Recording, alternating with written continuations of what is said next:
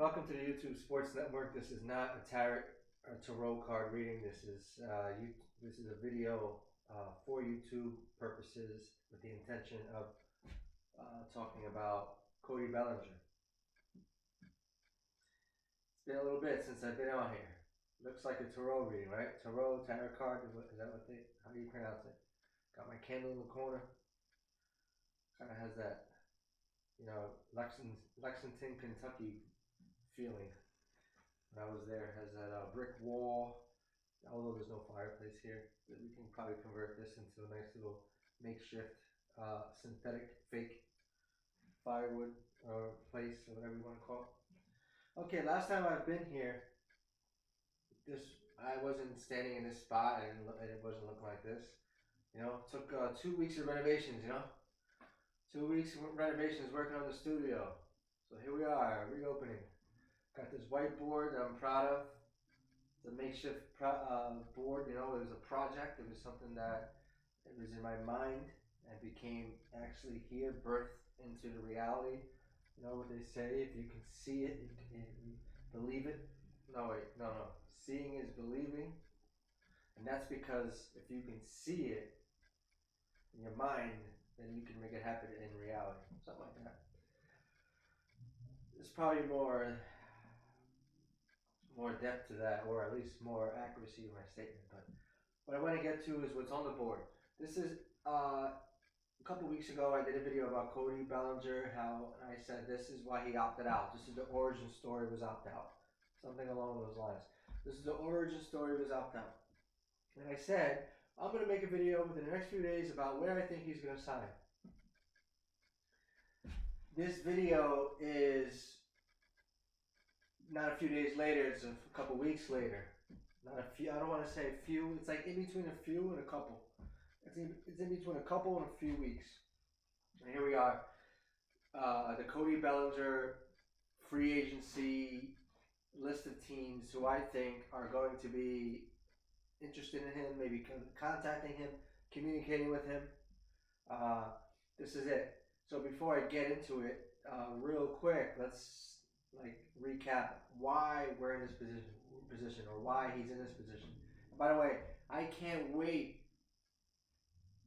to spray this on film, on camera, spray it and clean it when we're done with this video. As I'm done with finishing off this video, I can't wait for that because I want to start something new on this. So I can't wait to do that.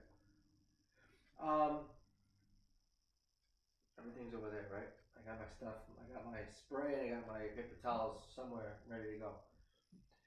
All right. So 3 years, $80 million contract Cody Bellinger signed with the Cubs before the 2024 season. Now that was for 2024, 25, and 26. 3 years, $80 million.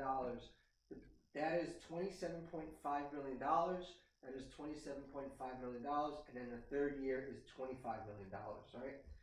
Now, years 2 and 3 of the contract are player options.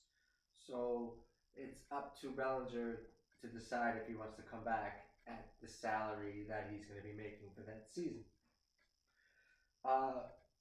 Before he can, I can't remember exactly.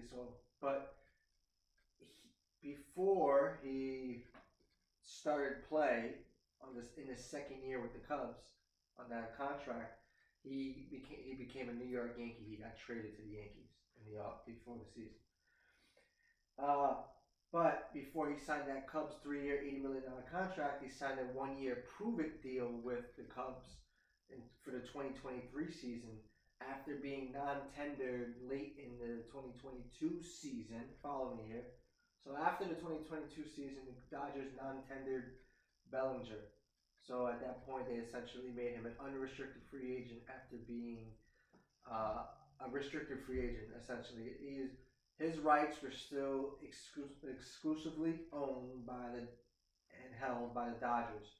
So only they and they alone can negotiate a contract with Bellinger. And to my knowledge, it has to do with service time. If I'm wrong in any of these statements, and I haven't been checked quite yet, and if somebody sees this later on, please check me. But I'm pretty sure from what I've watched and a little bit that I've read and things that I pay attention to, that's what it means. Forgive me if I'm off. my detail. No excuse if I am.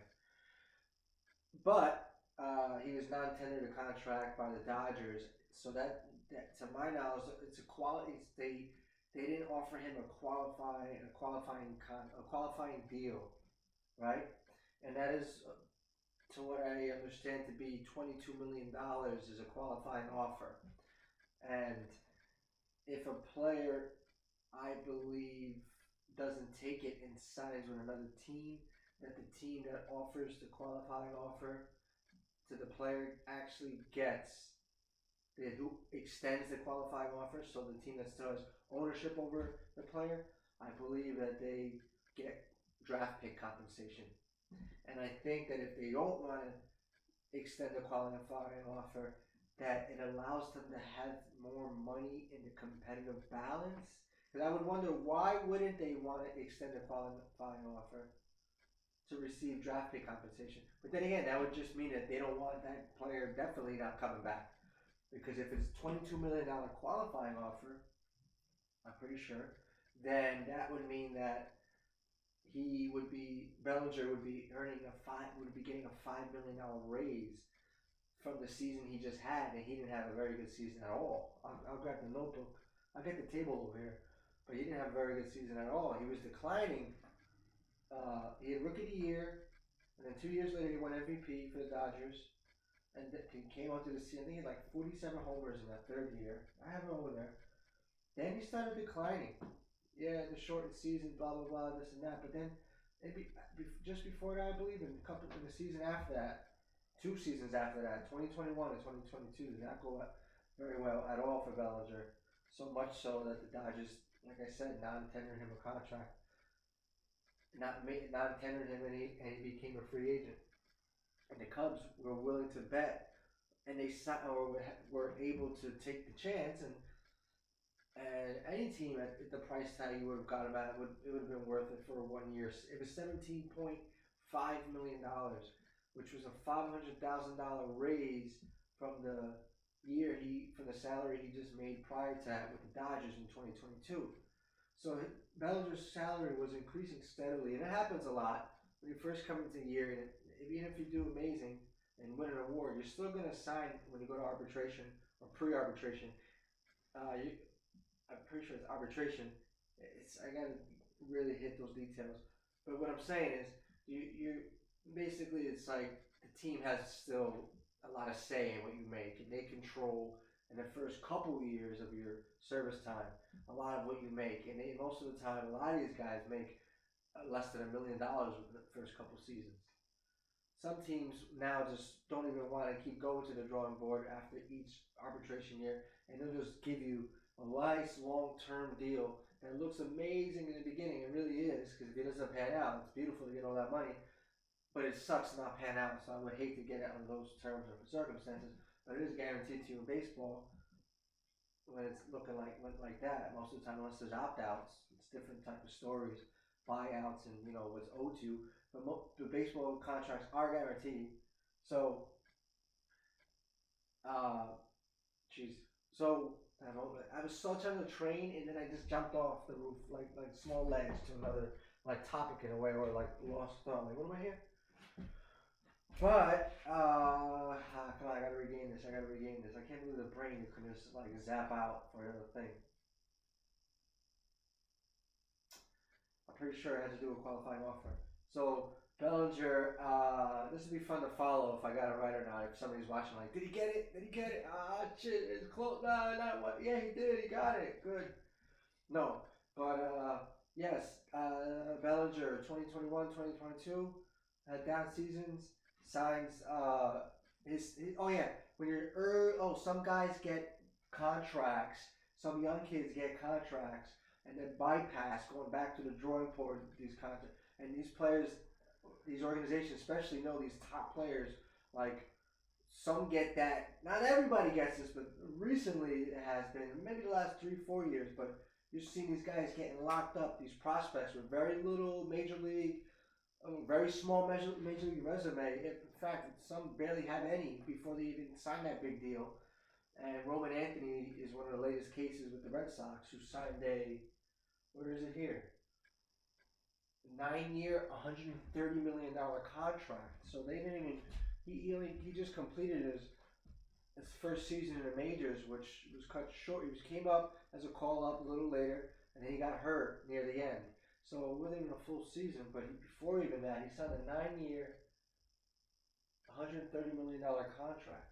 So 130.46. Anyway, um, so that's that. So I think I'm actually break this up because there's no way I'm gonna talk here, maintain this, and then talk for another 20 minutes. I'm gonna probably break this up and then get into then make that a two-part Bellinger like free agent sweepstakes because there's no way I want to continue on after this. I'm gonna have to break this for my sake and for your sake. But why was I talking about that? Excuse me. The rookie contract. Yeah, I'm recapping Bellinger's. Excuse me. I'm recapping Bellinger's like path to where he's at now, and we're just going over his contract, and we segued into uh, long-term deals for young prospects turned major league call-ups turned everyday players. Some before they even get a few like a month or two under their belt signs a long-term deal. Some before even getting at bat sign that long-term deal. And again, that's been happening. Julio Rodriguez, it just hit me. Julio Rodriguez is one of those guys that recently, in the last couple of years, has signed a big, long-term deal. And it's like it's crazy because optically, it's like that's a lot of money. This guy didn't do crap. That's a lot of money. It really is a risk. That's what you like. It's as close to high risk as you're gonna get. Probably as close to high risk contracts as you're gonna get. But now it's almost becoming, and it's weird. It's true, but because it's actually a newer phenomenon because you didn't see that before. But like paying prospects this money, but it's smart in the sense where these guys are in the later years will be actually making less money than they can if they were at the open market at that time and then sign a new deal. Believe it or not. Initially, it's like, oh, why are you gonna? But again, most times than not, these young guys, these young athletes are actually panning out at a frequent and efficient rate now. So you can comfortably give them these long-term deals. One of them is Corbin Carroll for the Diamondbacks.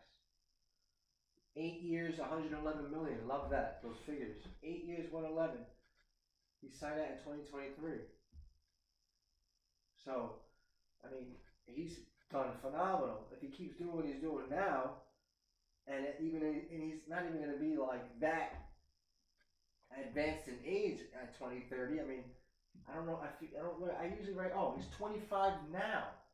In 2030, let's just say, what is that? 5 more years. He'll be 30 as a free agent and can still sign where Bellinger is at right now, where he may actually at 30 years old make. He just made 27.5 last year.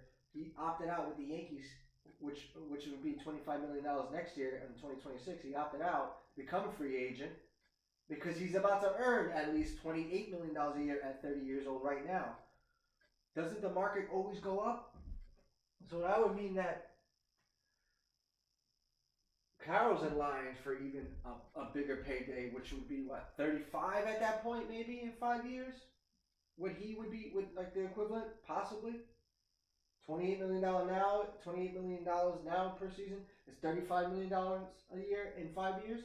I think if anyone's following, they would not think that's too ridiculous as far as following contracts. And the rate goes up, the rate's going up. So, that's why these guys are getting paid and getting those long-term deals at such a young age and before they even did anything yet. Because a lot of these young guys are just prepared. They're a little bit better now. I guess that's the way to say it. But it's odd because it's like the quality of product in a way is like not as it's hard to it's such a weird like I want to use the word phenomenon again. It's a conundrum or whatever's along those lines where it's not an anomaly, not maybe an anomaly. It's hard to understand because you want to like. There's so many phenomenal players.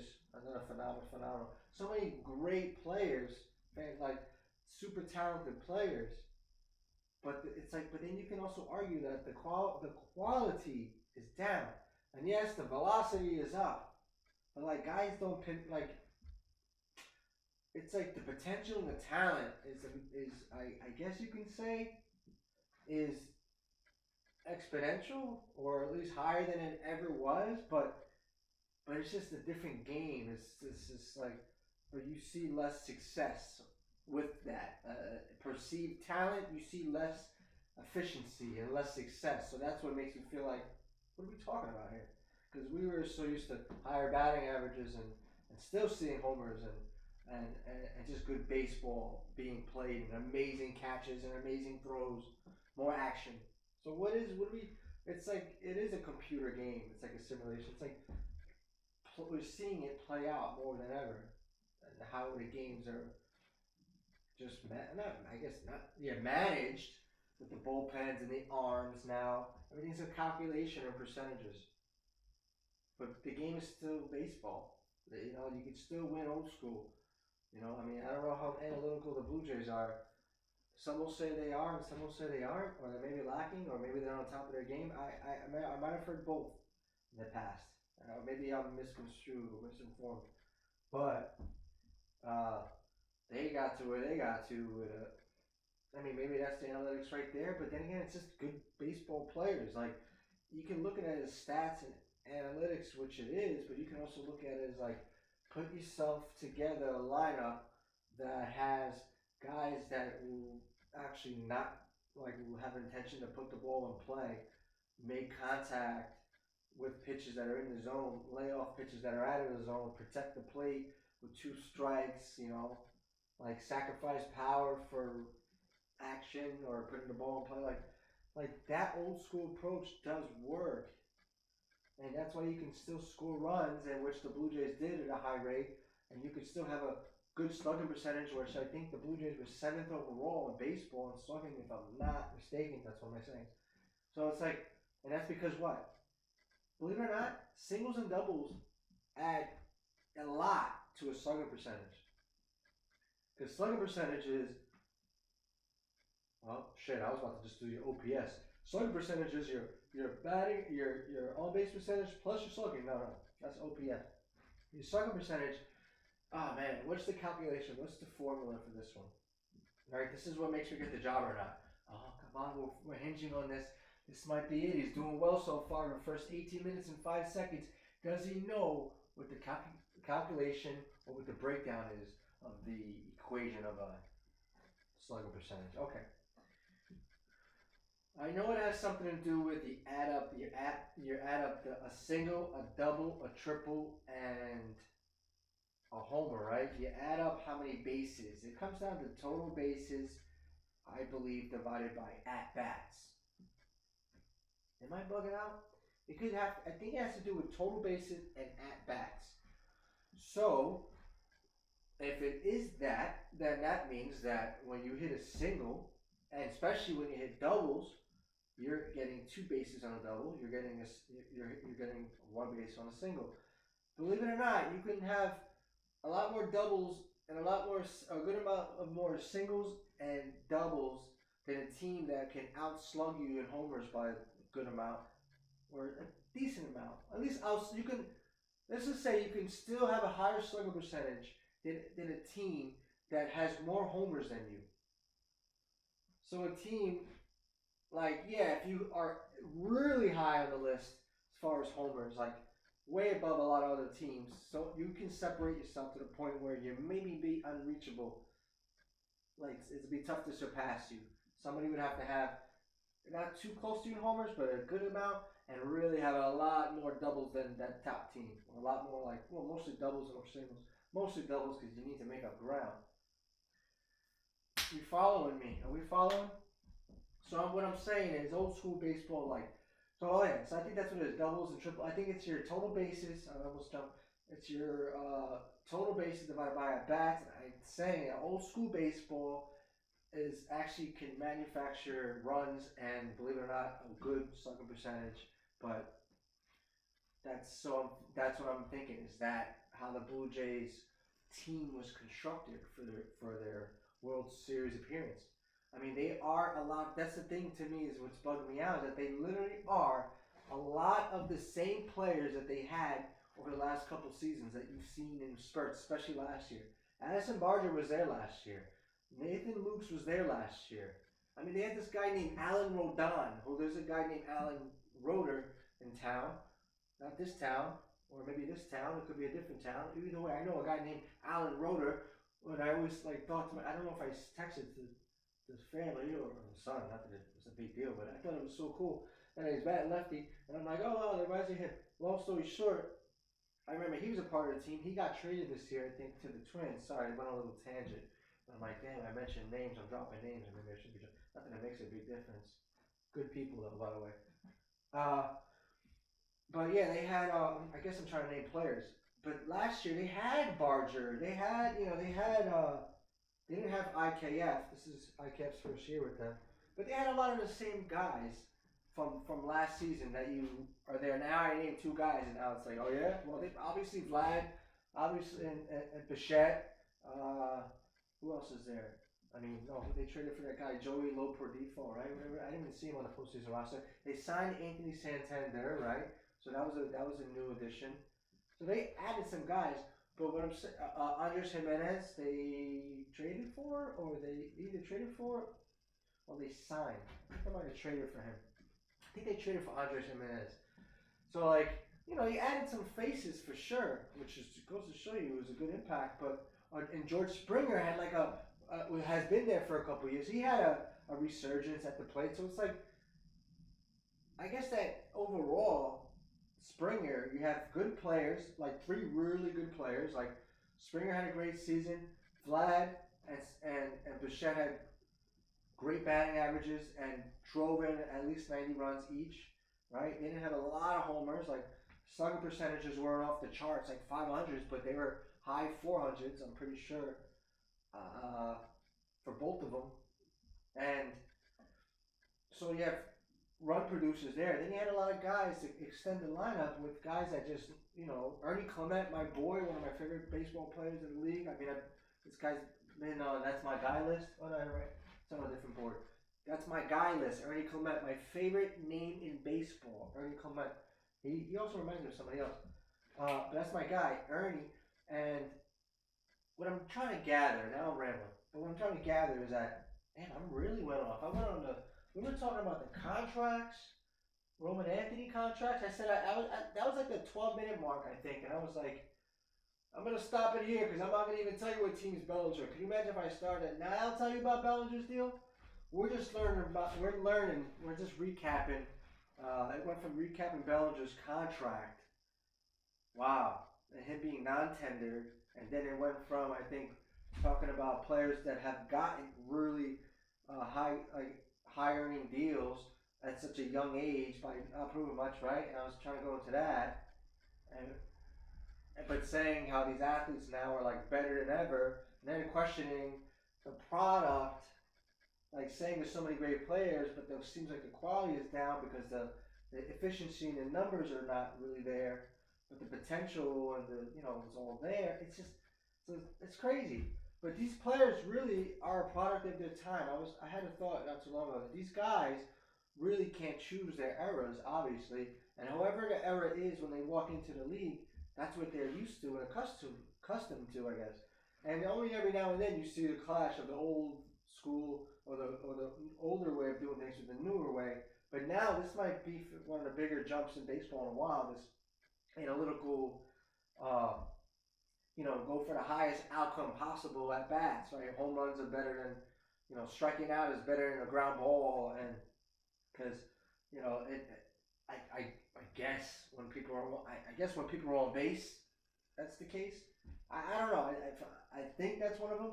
But like going for the ultimate outcome of a homer is like better than anything, which it is. But then I'm like, is that the philosophy? Like, but there are more homers is because they're actively trying to hit homers, or because the strikeouts are up. But now things are starting to stabilize a little bit more. I feel like you're starting to see the league stabilize just a little bit. You're seeing the averages maybe creep up. The bottom averages now are starting to creep up a little bit. Uh, strikeouts are starting to come down a bit. You're starting to see more guys.